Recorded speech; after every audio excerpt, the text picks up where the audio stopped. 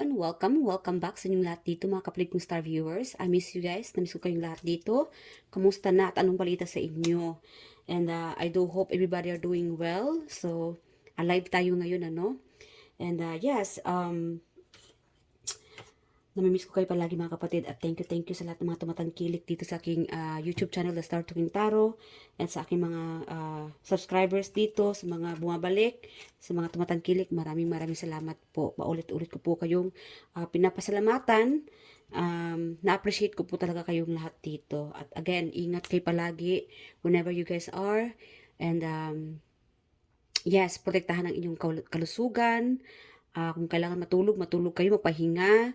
At sa pagpapahinga ninyo, laging manalangin na kayo'y laging gabayan ng universe at magpapasalamat din palagi mga kapatid dahil sa kunting bagay na pangyayari sa inyo or mga ganap, andyan sa universe, laging tinutulungan kayo. So, magpasalamat palagi dahil blessings pa rin yan sa inyo, no? Like, sabihin natin nagkaroon kayo ng peace of mind lately, walang ganap masyado, no? Sabihin natin, boring ma'am, kapatid. Okay lang yan, blessings pa rin yan kapatid dahil nagkaroon kayo ng disconnection, no? Sa mga maiingay, sa mga gulo. So, yes, at again, blessings pa rin yan mga kapatid. I don't know, very specific here na nakuha ko yung energy mga kapatid na pero medyo nabuburingan, no? Boring yung ganap ngayon, wala masyadong ganap. That's okay, blessings pa rin yan dahil nilalayo ka ni universe sa mga magugulo, no? Mga gulo, problema. So, enjoyin nyo na mga kapatid kung wala masyadong ganap, no? Matulog, magpahinga, spend more time with the family.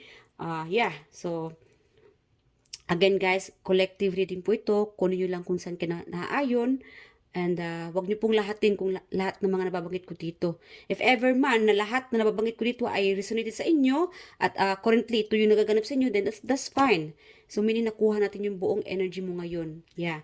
So yes, before you started watching this reading, pause niyo muna itong reading na ito and mag-meditate at asilarawan, no? Or imagine niyo muna. Yes.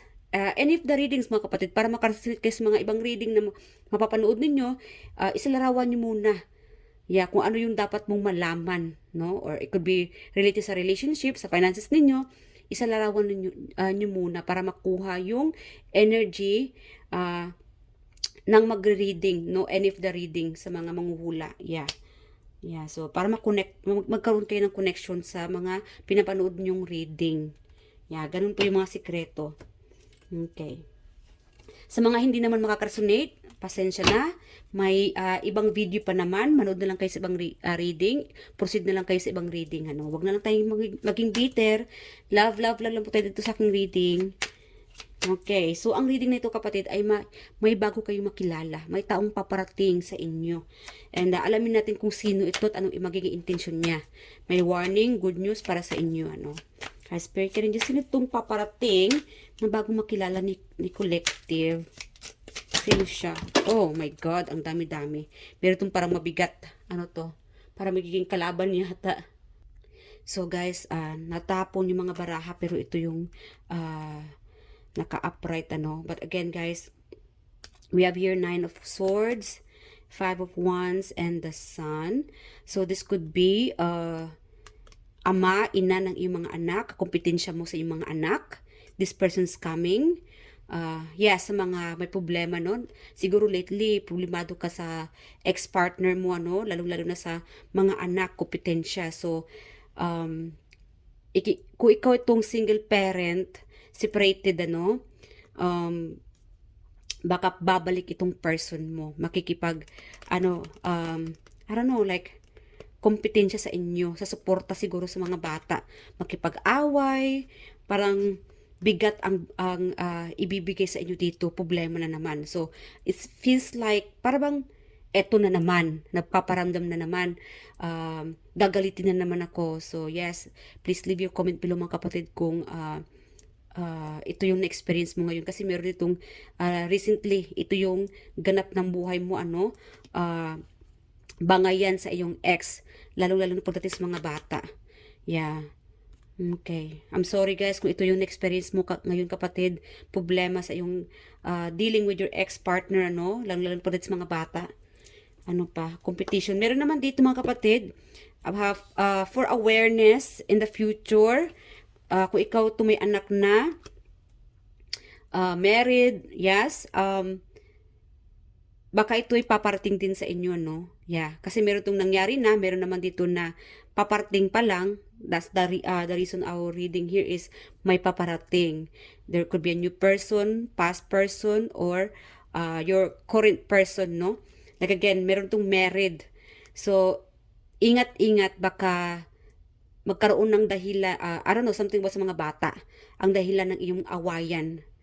Yeah, may I don't know, miscommunication, misunderstanding. So, that could be the reason kasi meron itong competition. Yeah, parehas kayong, I don't know, magbabangayan. I don't know, like again, may mga bagay na gusto mong kontrolin. Pagdidisiplina sa iyong partner, no? I'm sorry. I don't know, didisiplinahin mo yung mga anak, didisiplinahin mo rin yung asawa mo kasi matigas ang ulo. Parang bata din, that could be you, no? Yung partner mo, matigas ang ulo. So, daig pa ang bata sa katigasan ng ulo. Pati ikaw ay na-stress na rin. So, yeah, that could be you in the nearest future. I'm also getting like, anytime, yeah. Sabihin natin, no, mga kapatid, masaya ka ngayon, isang oras lang, ito na, may pasaway. Pasaway pa yung anak, pasaway pa yung asawa. So, doble kara ang magiging stress mo, no? Yeah. Pati asawa mo, partner mo, dagdag sa problema. Yeah. Okay. Ito ay paparating sa inyong kapatid. Like again guys, this is collective. Kunin nyo lang kung saan kayo naayon, kung hindi naman para yung sa ibang kapatid nating nanonood din dito, ano. Again, thank you sa mga umuunawa. Ano pa? Ano tong paparating sa ating mga collective? Yeah, kompetensya sa mga bata. Ang dahilan ng pag-aaway ninyo, miscommunication ay dahil sa bata or pagiging childish. Yeah. Three of Pentacles. Ano pa ito? Pagtutulungan, business, Page of Swords, and the Moon. Okay. Sunod-sunod ang dating sa inyo mga kapatid. Yeah, this is about collaboration, ano, partnership. So, ikaw to may kanegosyo, katrabaho, yeah, be vigilant. Yeah, kasi meron ditong may taong alamin natin kung ano itong Knight of Swords and the Moon. Kasi samut-sari yung energy na kukuhanan ko dito. Ano ang intention nito? This could be related sa inyong negosyo, client, or katrabaho. Yeah, be vigilant kasi most likely ikaw itong psychic. Nakakaramdam ka. Siguro may narinig ka na. So, kung ano yung mga issues narinig ninyo, pay attention. Huwag nyong baliwalain. It could be a sign na totoo yung mga issue. So, yes, hidden. May surprise na paparating sa inyo. So, be vigilant whoever this person na paparating. Maybe new coworker, new business coming, business partner, baka may mag-offer sa inyong negosyo. Yes, anong tawag nito? I-research nyo muna bago tanggapin yung offer ng taong ito. Yeah, or makipag-cooperate sa inyo or partnership. Like again, research nyo muna at pakiramdaman, no? Background check nyo muna mga kapatid. Yeah, kasi meron ditong tinatago, malihim, secretive itong paparating sa inyo. What is this true intention ng taong paparating? Bakit masikreto siya? Ano yung totoong intention niya sa ating collective? Okay. So, kasi nag-reverse lahat ng mga baraha dito. Queen of Cups, emotional feelings. Okay, family. Yeah. Maybe, okay. Baka nakaaway mo ito kapatid. Kaaway, kakompetensya. Yeah. Maybe, it could be ex-friend, ex-family member. Yeah. Or, kakompetensya mo sa trabaho or sa negosyo. This person, I don't know, it could be love reading yung iba dito sa inyo. This person sees you like a family. siguro secretive siya, hindi siya open, itong taong paparating. Ikaw naman siguro itong taong hindi ka basta-basta nagtitiwala. You just want the truth. Ayaw mo yung, pagka nakaramdam ka ng may something wrong sa taong ito, masikreto or hindi siya, may parang plastic. Yeah. So, ito ka, nagiging agresibo minsan or aloof or umiilag, no? Or umiiwas ka kaagad. Kasi may something sa taong ito na feeling mo, hindi siya totoo, plastic. But I think this person na paparating, this person sees you, I don't know, connected. Like again, family. This person, merong babalik dito. Mixed style kapatid ha. May past, may paparating. It could be a soulmate, family soulmate. Paparating. Yes, this person will bring happiness. Yeah, meron naman dito, siguro nag-away kayo, block mo siya, a family, baka biglang mag-reach out sa inyo, may magbabalik dito, ano, no communication, magbabalik dahil pamilya, may gustong, I don't know, like, patch things up, like, ayusin yung mga gusot, yung mga hindi pagkakaintindihan. Again, this could be like ex-partner. Yeah, kasi meron tong nakaaway, nagkaroon ng hidwaan, miscommunication, dahil siguro sa mga bata, and again, dahil siguro pamilya kayo, you know, blood, yeah, it's something about like family, no, mas nananaig yung dugo ng pagiging pamilya, at dapat magkaayos kayo, and meron kasi itong completion, yeah, reunion, yeah. So, masusurprise, meron itong surprise. Masurprise ka kapatid dahil may magbabalik dito. Masurprise ka sa malalaman mo na ang taong ito ay gusto palang magkaayos kayo. So, yes, again, meron ditong news. So, surprise news or, I don't know, chismis. Yeah, I'm getting like 6. 659, paparating ito, balita, chismis, or makilala mo siya in person. Yeah. Like again, stay grounded. Huwag basta-basta nagtitiwala. At this moment, ito ka. Hindi ka basta-basta nagtitiwala. Siguro ang taong ito minamaliit ka noon, no? But then this person didn't know that you are a fighter. You are smart. You are straightforward. Palaban. Matapang. Yeah. And now, maybe this person, secretly, again, may secret. Yeah. Like again, exes. Ex-friend, ex-family member, ex-partner na magbabalik. Paparating siya, this person want to reunite with you, may gusto mabuo, mabuong pamilya, mabuong samahan. Kapatid mo siguro din ito. Meron itong sisterhood or a friend na parang kapatid mo na. Yeah. Okay. At this moment, para bang ang dahilan siguro ng pag-aaway ninyo or distance dahil sa mga tao sa paligid, no? Or third party. Baka, I don't know, para bang nahumaling sa iba or baka may ibang tao naman na nagchichismis na gumagawa-gawa ng storya para mag-away kayo. No? So, I don't know, parang naging blinded siya nung time na yun. Hindi niya alam yung totoong storya, pero the problem was this person listened to another person. Yeah, this person doesn't believe you that time. And now this person have this realization na to reconcile or makipagbalikan sa'yo, makipag-ayos para mag-explain. Like again, stay grounded and I don't blame you mga kapatid. And kaya ganito yung reaction mo sa taong ito. Alamin naman natin itong new person. Like again, meron itong soulmate family member na paparating. Even na stranger, yung iba dito, hindi mo masyadong kilala, but this person will be feeling close. Yeah.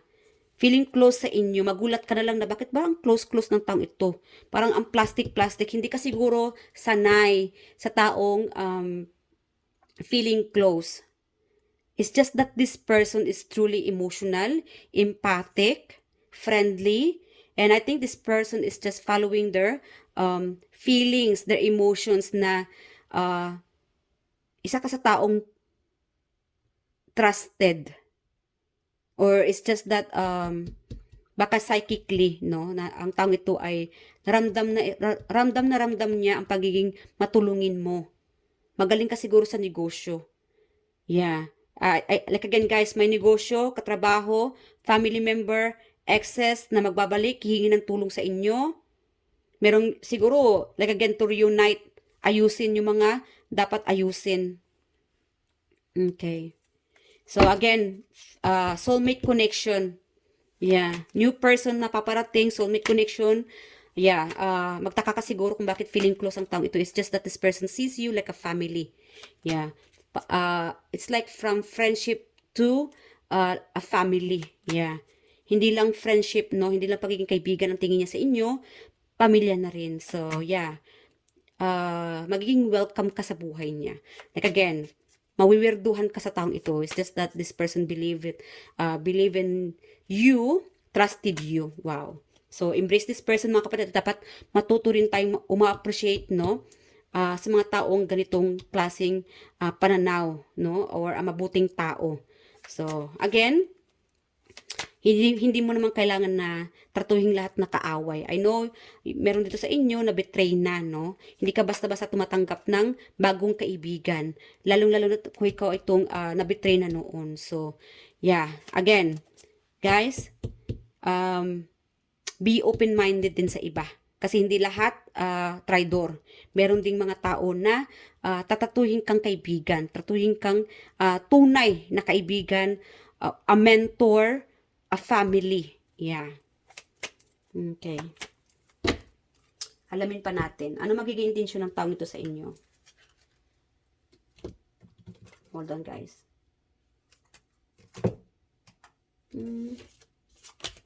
Saan ba yung mga baraha? Spirit Rangers, ano pang intensyon ng taong ito sa ating collective? Alright, Spirit Rangers, ano pang magiging intensyon ng taong ito sa ating collective? Ano ang dulot nito sa ating collective? Okay. Heart fog. Mixed signals, black emotion, messed up. So again, ito siguro sa past ninyo, no? Maybe this person, like again, itong taong ito magbabalik, paparating. Yeah, I'm getting like the fool. May pagka-childish itong taong ito. Kaya siguro sakit sa ulo ang bigay sa inyo, ano? Gusto niya magkaayos kayo. Ayusin yung mga pangyayari or what went wrong, kung ano yung pagkukulang niya. Yeah. Mistakes, misunderstood, victim, lost soul. So again, this could be a part of your soulmate connection, family soulmate connection. Like again, ayusin. May dapat ayusin. May realization ng taong ito. Like again guys, pagka soulmate mo talaga ito, kahit ano mang mangyayari, magkaayos at magkaayos talaga kayo. So, even if hindi ikaw nagkasala, at least ang tao ito ay may mga realization siya na dapat niyang ayusin. At dapat ay may natutunan siyang maganda, no, galing sa inyo. Like again, may dapat ayusin, mistakes, alam niya na siya nagkasala, no? So, paparating siya, secretly, hindi pa niya alam kung paano ka lapitan, kausapin, at ayusin yung mga pagkakamali niya. And ano pa, obsession. Again, meron itong love. Infatuation, adoration, addiction. So, may obsess. Makilala mo itong tang ito. So, this could be part of the Queen of Cups, no? Emotional.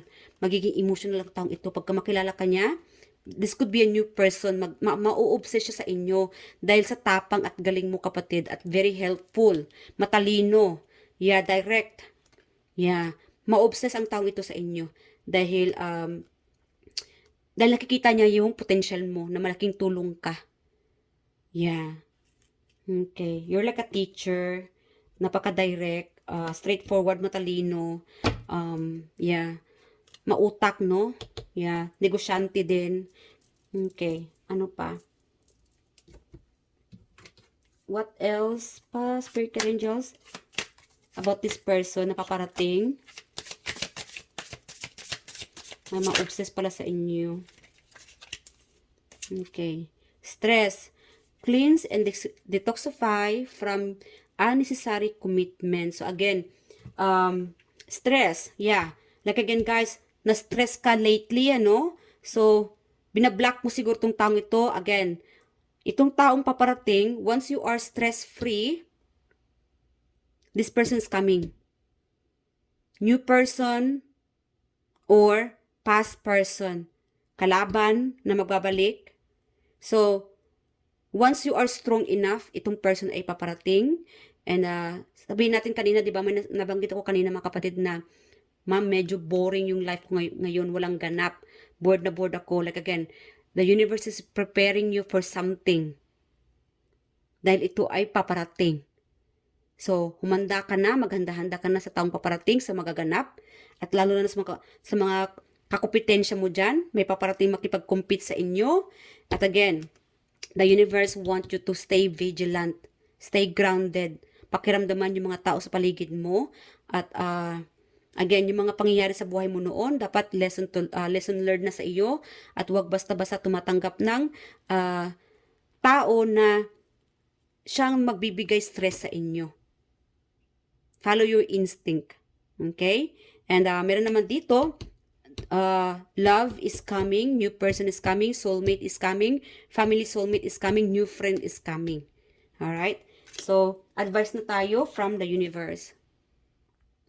So, we have here, invite your fears to tea. Again guys, kung ikaw itong stress, takot na takot ka, baka meron na dito nag-reach out sa inyo, nag-contact sa inyo, from the past, or I don't know, new person, kasi ikaw itong takot na or vigilant, no? You are grounded. Yeah, hindi ka basta-basta humaharap ng kung sino-sino man. Lalong-lalo na baka stress na naman ito. Again, guys, whoever you are afraid for, no? Harapin mo. Whoever or whatever, harapin mo itong nagbibigay takot sa inyo. Okay? Fears aren't facts.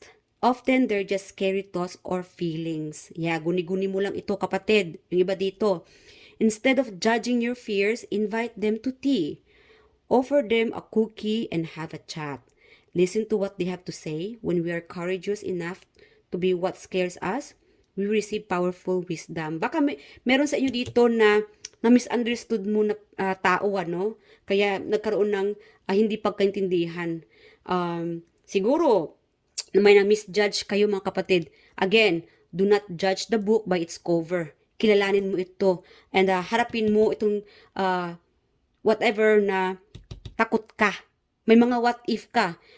Itong mga what if mo, baka sa isipan mo lang ito. Harapin mo muna bago ka ma-stress, no?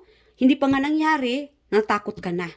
Harapin mo muna or imbitahin mo muna, kausapin mo muna itong taong ito kung ano ba ang kailangan niya, kung ano bang intensyon niya sa inyo. Kilalanin mo muna, alamin mo muna ang sitwasyon or mag-research ka. Alright, so that's it for today mga kapatid. I do hope nag-enjoy ka sa reading na ito. Please leave your comment below, share your story and what you think about the reading. And please spread the love, and thank you at mag-ingat po kayo palagi. And you know what? Before pala mga kapatid, kunin muna natin itong, hold on,